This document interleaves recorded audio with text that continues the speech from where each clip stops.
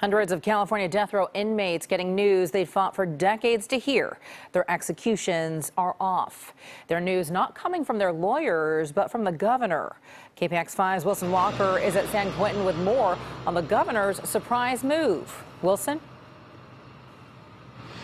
Well, look, you have probably heard the argument the governor made today before. Racial and economic disparities in the justice system, the $5 billion cost that has come along with the reinstatement of the death penalty in California. So Gavin Newsom wants to end the death penalty.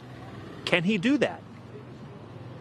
The law is the law. This is crystal clear. The Constitution of the state of California provides the governor the ability to reprieve, ability to do this moratorium. If there is one essential component in today's executive order, that might be it. Governor Gavin Newsom cannot make the death penalty unlawful in California, but he can, as the state's chief executive, simply decide he will not use the state's execution apparatus. And we are, as I speak, shutting down, removing the equipment in the death chamber at San Quentin.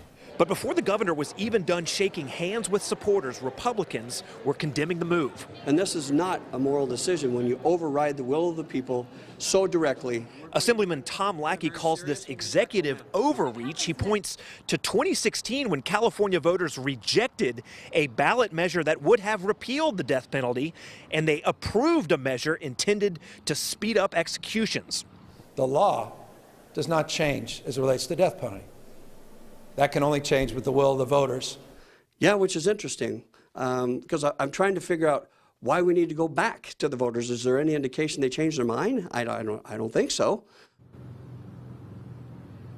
All right, now look, this is something we have seen from Gavin Newsom before. I want to take you back to 2004 when he was, of course, mayor of San Francisco. Now, I don't want to equate the two issues here, but think about gay marriage at the time. He was the executive of the city. He could not legalize gay marriage in San Francisco or California or the nation for that matter, but he could issue those marriage licenses as the city executive. Now, think of today. He cannot make the death penalty unlawful, but again, as executive, he can just not complete execution. So if this isn't obviously a sweeping move, it sets into motion a whole new series of events pertaining to the death penalty in California, and we will see this over the next year or so.